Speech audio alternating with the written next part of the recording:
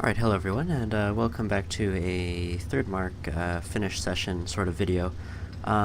This is one for the Object 907, which is notorious for being the most difficult 3 mark in the game. Has crazy expected value, something around 6,000 combined to get the third mark for this tank. That being said, a few months ago, Wargaming and all their genius put out one of their updates, and it broke the mark system for a few days. So there was a period of a time, I think it was only a day or two, where the Object 907 marks, the values for damage were reduced greatly.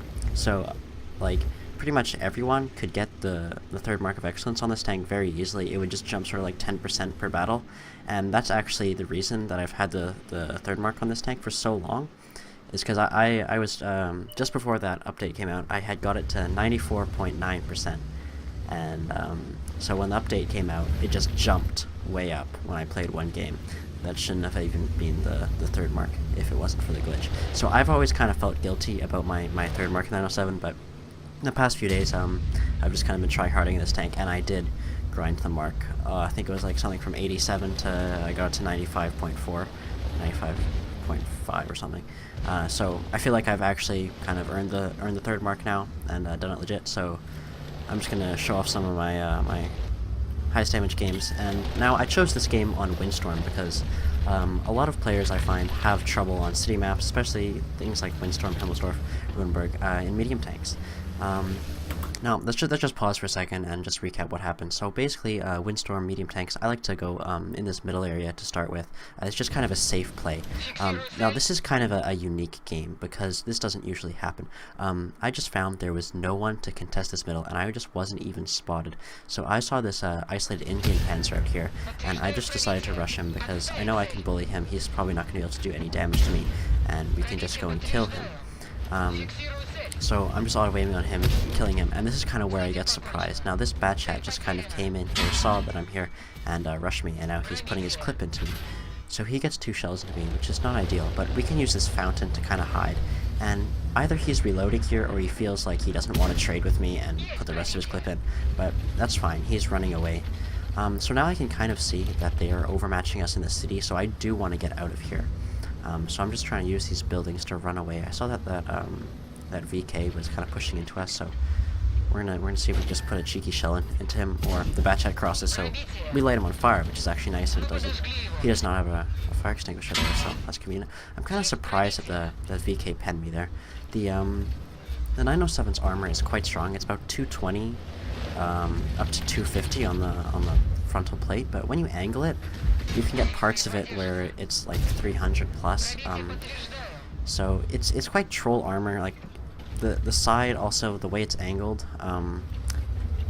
you can pull off some cheeky bounces, but I mean the lower plate, like it's not going to be very strong if you're just facing them and your opponent aims well. So the armor, sometimes I will try and rely on it when I'm fighting tier 8s, but it's mainly just you can just get cheeky bounces.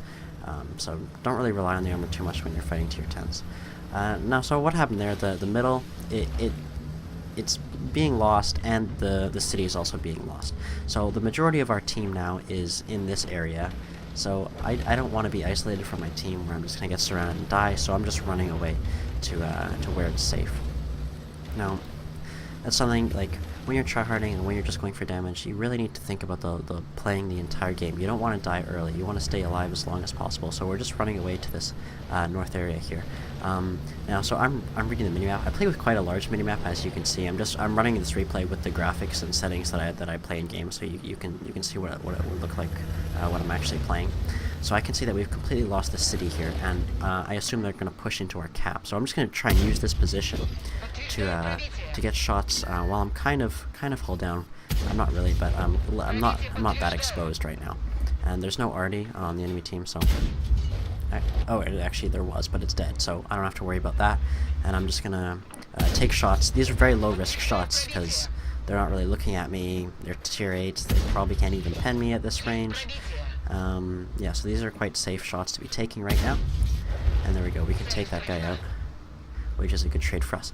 So I'm still looking down on the minimap, and obviously there's no one that's going to spot the guys from the city that are going to push into our cap, because there's no one there except me and Artie. So I'm trying to spot them now, and I can see this mouse here. This is a mistake here.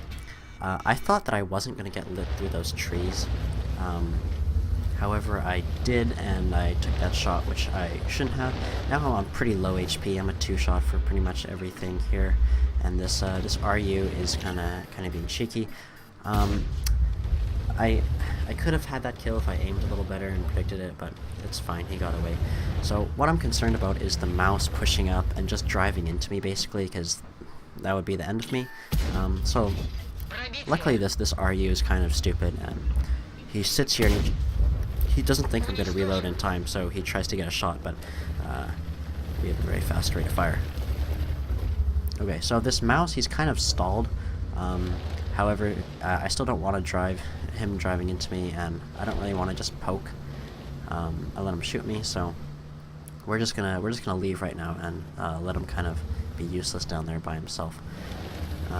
So this Type 4 heavy, he hadn't been spotted for a while, so I'm just gonna use that tree, and he's not even gonna light us. So the 907 has very high camo. I think the 430 has better, but the camo on my 907 is better than the camo on my Batchat, and my Batchat has a full camo crew and food and everything and vents, just like this.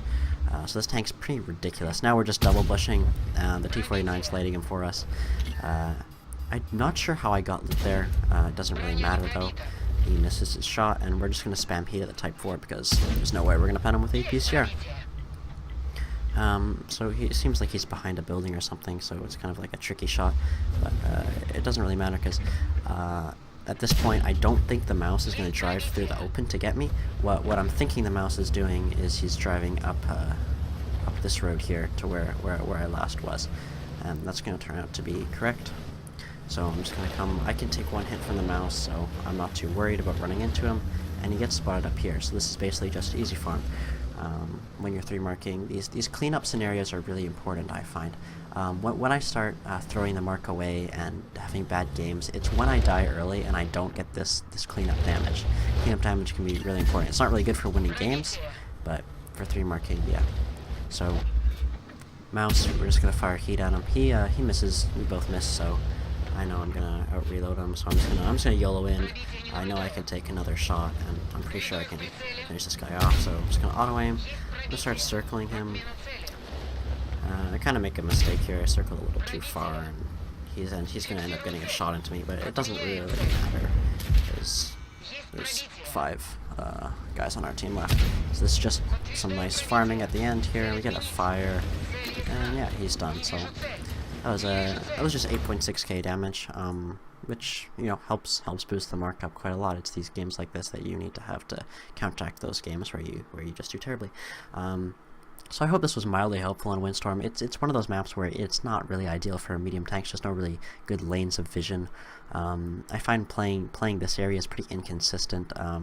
Playing the city is pretty much useless because it's just lanes, and you pretty much need armor to side scrape and do well there. So I just like to play the middle area, and maybe flex north to where I'm needed during the game. Yeah, Windstorm, it's just one of those maps where you just need to react to the situation to do well in medium tanks. Alright, now time to look at a map and arguably a matchmaker situation that I'm just shaking my head at. Like, Paris, it's the terrain for the most part is completely flat. It's totally corridors. There's not much bush cover. You can't really play vision games very well. It's a difficult map for medium tanks, difficult map for light tanks. So I'm going to show you how it's done. Basically, what I like to do here is knock over these trees just like this Batchat did, and I like to spot this cross here. You can get some early shots of damage while remaining hidden by knocking over these trees. When you knock over a tree, it creates a bush, so you can just use it like a normal bush. So we're looking for this lane here. You can use your vision circles, and you can see, we can spot these guys and get early damage, and usually they don't even have the good enough view range to spot you back. So this is how I like to play early on Paris. Paris, you don't really want to be aggressive early. You're just gonna die. Like, I don't even try and go where the heavies are. Playing in the field is just camping TDs, and you're just gonna get destroyed. So, and this is again, this is a full tier 10 game, which is it's tier 10 games are I haven't really made my mind up on them. While there is a greater hit point pool to farm, all the tanks are more competitive compared to you. So if you're in a tier 8 game, tier 9 game, where you're a tier 10 tank, there's less HP pool, but you can bully the tanks to more easily get that damage. So I'm not really sure what is better for farming. I haven't really made my mind up yet. But tier 10 games I find are more difficult to play. So that cross, it wasn't really that profitable. Sometimes you get nothing, sometimes you get a lot more out of it. It just didn't really work out there. So I'm just gonna go over here and sit in this bush and kind of see what I can shoot at here. So there's an E4 lit. I take that shot. I assume that I'm going to get lit because there's always going to be campers in the field, and now I didn't get lit there, which is going to make me a little bit more cocky, and this is eventually going to kind of be my downfall here. I get a little bit too greedy, as you'll probably see. I don't know, it's coming up. I remember I'm gonna get punished, but we'll see. So this isn't where I'm not really making a mistake yet. All of this bush does get blind fired occasionally.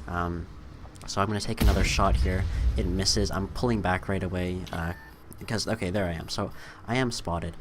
When you get spotted, I'll remind you guys, it is between 5 to 10 seconds. It is RNG based, whether it's 5, 6, 7, 8, or 9, or 10 seconds after you're lit. So I just wait 10 seconds every time to make sure I'm delit. So I take that shot, and that's where I get punished for it. So I guess I shouldn't really have been poking out, and I should not have tried to get that return shot.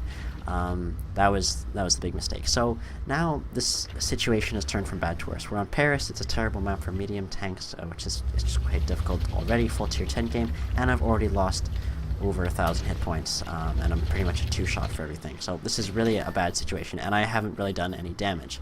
So if the game were to end now, it would be a terrible situation. Now there's some dickhead on our team that is just spamming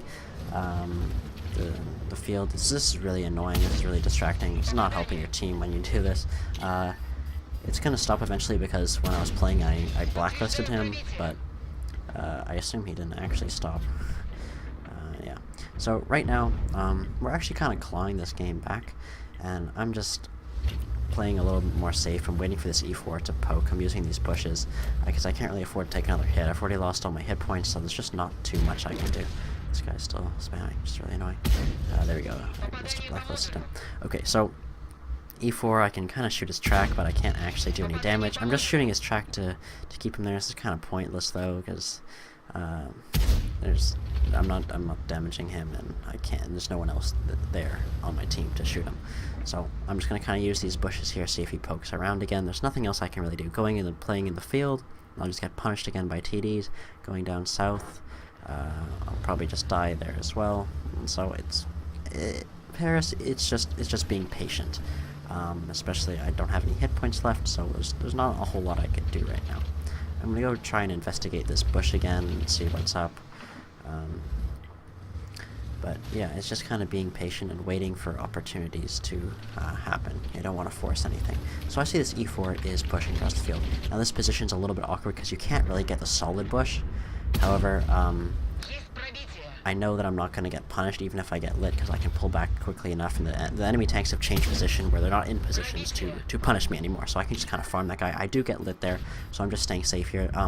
There's no way Artie's going to hit me from this position behind this giant building, so that guy's going to die. So now I'm just kind of like looking at the minimap, and I can see there's a leopard behind me. That's why my minimap's so big, so I don't get caught out by things like that. So I'm just going to aim in. I'm going to fall off here so he can't get a return shot into me. And I'm just going to aim, play hull down here, and wait to reload so we can take him out. And someone else finish them off, so there we go. No, so we've kind of done a little bit of damage now. We're at 2.4. Not terrible. But obviously, having 2.4 out of like the 6k combined that's needed to 3-mark this tank is still going to drop the mark a ton. So I really don't want to curl up and die yet. So I can see that this E4 is kind of exposed, so I'm going to go and play down here and see if I can get shots into him. So I'm going to try and use this bush. Now the 907, like the other Russian mediums, only has 5 degrees, I think, of gun depression, so it's not that good. But we're just kind of making it work. You really have to know how to use terrain well to master the Russian mediums. Use terrain to give you kind of like artificial depression here. So we're able to get shots into this E4. He does light us and he's going to turn around, so I don't want to risk taking the return hit. The 907's turret is not very good against high penetration rounds. It's I think it has the weakest turret of any Russian medium. So this situation is kind of looking pretty hopeless right now. It's a 2v6, and things are kind of closing in from everywhere. So what I want to do is I just kind of want to play safe. I just want to let them come to me and try and stay alive and do as much damage as possible. So I see the Super Conqueror is isolated. I can't really go and help him. I can't really cross because I'm going to get punished for that. So I have my own problems down here. I'm just trying to deal with the Sturv and this Death Star that are closing in on me. So I see this Death Star is kind of pushing here. I know he's going to have bad aim time, so he's probably not going to be able to hit me if I just start poking and taking snapshots at him. So that's exactly what I'm going to do. And I'm using that bush, so I didn't really get lit until just now. And I heard him fire, so I know I can just push into him now. That was a really good, because I don't want to stay still. I see those two already. So this situation, just before I killed him, actually, the Conqueror had died. So this is a 1v5 situation, which is kind of nice. So Artie is obviously going to start dicking on us right now, which is a problem. So I use my medkit to get rid of the stun, because I really want to have my gun handling. But of course, the Batchat's an autoloader, so he just hits us again, and I miss, of course. So my current problem right now is the STRV that is pushing in here. So the STRV, it's pretty much useless, no turret. So if you track it, there we go, he's not really going to be able to do anything to you. So I just want to keep this guy perma-tracked. However, I know that the E4 is going to be closing in, so I want to back up and I want to try and use this STRV as cover for when the E4 inevitably comes in. And here he is. So that was kind of a mistake right there. So the game, if the E4 hadn't just shot me with HE, the game could have been ended.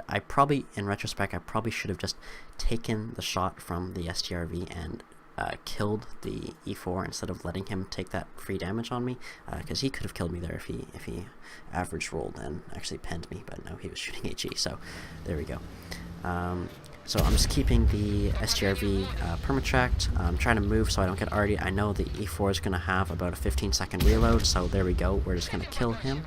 Now, the STRV has his tracks back up, so I just want to keep trying to hit him. I'm not really sure where that went. I was obviously going for the track, but I don't want to stay there, because I wasn't reloaded, so I couldn't track him again. Didn't want to go in front of his gun, because he was in siege mode, and the Artie's going to start hitting me. So I'm going to use this large building here to protect me from the Artie. I don't really have the gun depression there, but I turn my tank to the side. When you turn your tank to the side, you're going to have more gun depression than shooting over the rear, so we're able to get a shot on the move here. So what I'm thinking here was, I wanted to get away, but I didn't really think the STRV was going to chase me like that, but he did. So the situation's kind of changed here. I know the Artie's over here, so I'm perfectly safe from Artie, so I'm just completely focused on this Sturv here. So I hit him in the track there. I was shooting an APCR, so there's no way I can really pen him anyway, and now he just got his side, and we're just using heat to keep him permed. And there we go, we're just going to finish him off. So there we go, we've killed all the remaining tanks. The 183, the E4, and now the STRV. Now it's just dealing with Artie. So I find Artie, ever since the Artie changes last year, it's actually more difficult to fight Artie in tanks at close range, so I'm just kind of gonna run away. But then I realize, I know where the Artie is. The Artie's in the field, so I'm completely safe right now, and I can just go back to where I was and use this bush right here to spot out the Artie. So I see that the Batchat is kind of rushing down there, and I know I'm lit, so I don't want to go in the bush, obviously, because the T-92 could hit me, and I know I'm safe behind this building. Unless the T-92 is like in some ridiculous position on the other side of the map, but I know he's not going to be. So, I see that the Batchat goes behind these buildings over here, but you know, he's harmless to us right now. There's nothing he can do unless he pokes around, and if he pokes around, I'll just whip my turret around and kill him. So I'm just going to go back to this bush. And there we go. Sure enough, the T-92 is there, and he's trying to get into position to where he can hit me, but no, we're just gonna shut him down.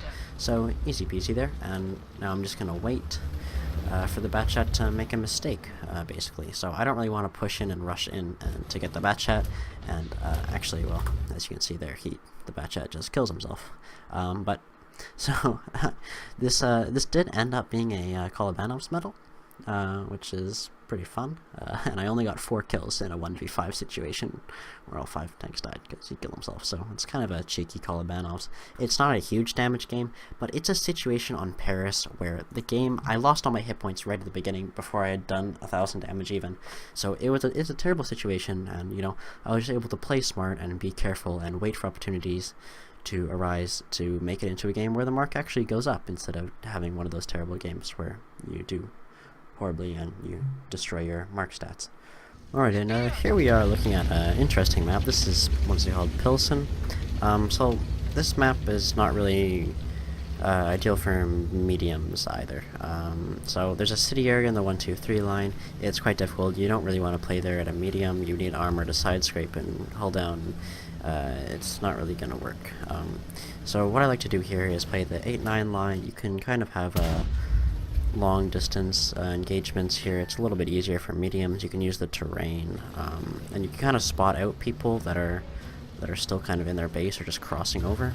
So I'm just kind of surfing around here, seeing what I can light, spotting this light tank and that 1-2-1 in the back there, just staying safe and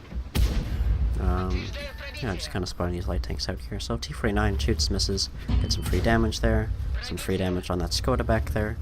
Just playing safe, zooming out, looking around. Nothing too fancy. So I see this lightweight kind of in the base here, so I'm not really under any threat right now, so I'm just gonna kind of shoot at him, see what I can do. This is where I'm a little bit tunnel vision. There was actually like a light tank behind me that I just saw the mini-map now. I probably could have got a free shot in, but it's not a big deal. But a little bit of tunnel vision just to be aware of. Even I tunnel that badly sometimes. So I see this 5100 kind of pops up. I was a little worried because he's shooting down into my hull, and even though it's a tier 8, shooting down into my hull, he's probably going to pen me. So I was kind of worried that he was going to dump a clip into me there, but you know, he doesn't. He pulls back. So obviously I want to get out of that position because I was worried that, you know, he could just poke up again. And actually, I guess I'm going to decide to retreat here because on this flank, I saw that 1-2-1, I saw the Skoda, and it's just kind of me and these light tanks here, so I don't really want to fight it. However, I can't really fully retreat because I don't want to go into the town. I see that we're losing the game. We're kind of losing both sides of the map right now. So they have the most map control. I can see that they have more of their tanks in the city. So we kind of need to win this side to get that map control. If we lose this side, it's just going to be a complete collapse. So I decided to push back in here again. Even though I'm by myself, I feel pretty confident in 907 that I can outplay these guys. So this 1-2-1 is going to be a little bit of a pain. He's someone that can actually contest me, so I'm just going to try and play safe here. I don't really have much support. There's some light tanks behind me. Not really that helpful, but they are putting in a few shots, so I'm just kind of playing hull down here. I'm trying to get damage into this 1-2-1. I'm going to load heat here just so I don't have any bounces off of his turret or his upper frontal plate there. Of course, I hit the dirt. Yeah, so I'm just trying to play safe here. I see this 5100 is going to flank me, so I'm going to try and get it into a position where I can shoot him a little bit earlier. Yeah, I'm just going to try and angle my tank, so if he does shoot at me, which he never even ended up shooting at me, but yeah, so we just take him out there. Now I'm going to drive up onto this high ground to see if I can shoot the Skoda who is running away. And I'm just going to fully aim my shot here. The thing about aiming is you should, if there's no one threatening you, you should pretty much always fully aim your shots. If you're snapshotting, you don't really need to aim. Just kind of one of those things. It's kind of helpful. So this 1-2-1 kind of derps heat into my tracks. If people are shooting heat at you, you can kind of favor the side of your armor, I find, in the 907. So you can over angle it is what you might call it. If people are shooting heat at you. If people are shooting just APA BCR at you, you could give it a good like 40-degree angle, I'd say. because the front drive wheel of the 907, if you shoot it pretty much side on, you can't really do damage and track the 907 from the front wheel at the same time. It just doesn't really work. So it's just kind of one of those things that make this tank quite strong. So I didn't have the gun depression there to shoot him. So I'm just using these buildings to hide myself from the Scorpion, and there we go. We're just going to track him. Already kills him.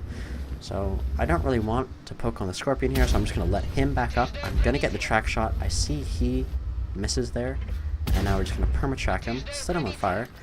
And I was meant to driving around the other side there, but I kind of bump him and slows me down a little bit, but it's fine. He has a slow turret rotation, so we can avoid his gun. And now there is a Bulldog pushing into us. So Bulldog, I think it has 250 heat pen, so he can pen me, but probably not reliably. So I'm just going to come in here and bully him and let him shoot. Okay, yeah, so he gets taken out. Not a big deal. So now what has happened here was we pushed in here. We've taken out the 8-9 line. So I can see that the city is going to be completely destroyed. We're going to completely lose all our tanks in here. So I want to, my plan here was I'm going to push in and then run away. I can't go fight the rest of their team all at once, but since I'm in a mobile tank, I'm in a medium tank, I can come in, I can take the shots, I can take what opportunity shots that I can find, and then I can run away back to the safety of the other side of the map where there's no enemies. So that's kind of what I'm doing here. I'm just feeling it out. And I want to get the kill on this annoying T-49, but we see the Arty there, and the Arty's not really moving, so it's kind of just some free damage right there. Take out the Arty, it's nice and useful. And at this point, I've ran out of APCR completely, so I'm firing heat, which I find running out of heat is not as bad as running out of APCR, because, you know, pretty much you can pen every tank in the game with heat, but you can't really pen every tank in the game with APCR. It's just annoying when you don't have APCR for the permatracks or the shell velocity. That's the main reason you use APCR. Okay, so T-54 lightweight, we're just going to fully aim in here, because there's no one threatening us, so take the time to aim. But he's going to get out of the way, so we're not really going to be able to find the kill shot. Now I see this VK fired, so I'm just going to poke around here. Aim right at the lower plate. The VK was nerfed. Actually, I think I was watching a Jingles video today. Don't ask why. He said that the lower plate is not a weak spot. That is wrong. It is a weak spot. It was nerfed. It is not as strong as the upper plate. So that's where I'm aiming my heat. And now I'm just going to wait for him to come around. Boom, there we go. So that's something, that note there, that kind of play, just letting people drive around corners like that, it's just kind of a good tactic to know, something that I do. So I'm baiting a shot right here. What I'm doing is baiting. So you see I over-angled there. There's no way he can pen that, and I was just letting him shoot me there, so that I could come out and finish him off like this. Now I know that he's probably going to reload, so I back up here, and I'm just gonna try and bait another shot. I kind of backed up too much there, and the mouse ends up getting a shot on me, so we're just going to run away from him. So running away from the mouse, pushing into the low here. Now the low is a one-shot, and of course I hit the track because I'm pretty stupid. I don't know what I was doing there, but he's a little over-angled, so we can just hit heat into the side. Yeah, and now it's pretty much just cleanup. I'm very confident in this situation, even though it's still a mouse with more hit points than me and another tank somewhere. I can easily outplay a mouse. I can circle him.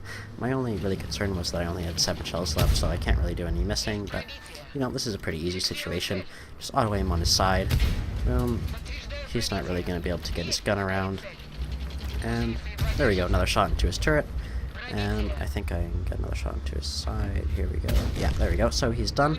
And it's just a lightweight left, so there you go. And the other guy on our team gets it. So that was just basically playing Pilsen, playing the 8-9 line. I fell back there because I thought we were going to lose. Then I changed my mind, decided that we could win. So I'm always just thinking about, is this play too risky? What are the risk rewards? So if the game had turned out differently, where we were actually winning the 1-2 line, I may have actually completely fallen back and gone and just pushed through the 1-2 line instead of trying to go for the 8-9 line. The reason that I took the gamble that we could win the 8-9 line is just kind of out of necessity. I knew that the 1-2 was hopeless. There's no way if I go over there I'm gonna die as well. So it was just 8-9 line was necessary for us to win it. So that's why I took that play, and then just kind of pushing in, kind of letting the enemy come push out out of their advantageous position in the city and pushing into the open ground where I have the advantage. So just, kind of always making sure that you have the edge over your opponent. Yeah, that's how he farmed some nice 8.7k damage, which, helps boost that mark up.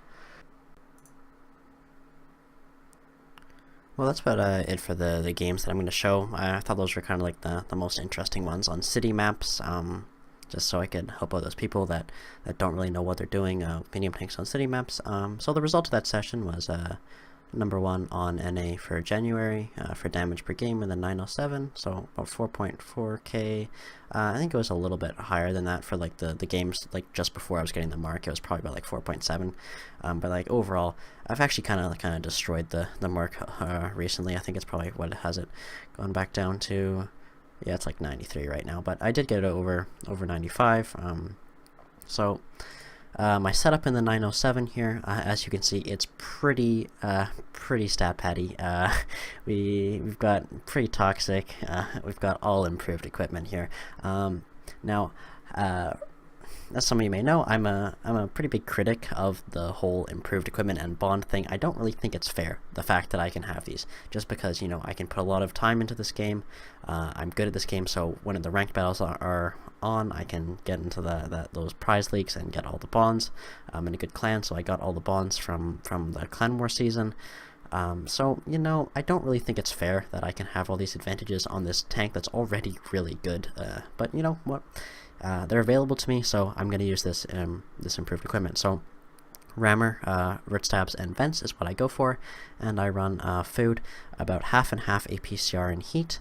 As for the crew, I have about pretty much every crew skill in the game because I have a female crew in here, and as you can see, they've played 1,000 games spread between this tank and like I think the Object 430. I think they've been in the T62A and the T54. So this crew, I've used them a lot. I've played with them a lot. So that's why I have such a good crew.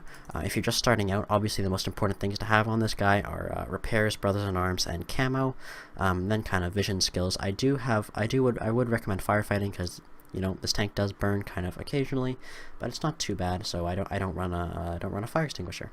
Yeah, so that's about it for the setup. I hope you guys found this gameplay helpful, playing medium tanks on city maps, and 3 marking the 907. I hope that was interesting. So well, thanks for watching, and I'll see you guys later.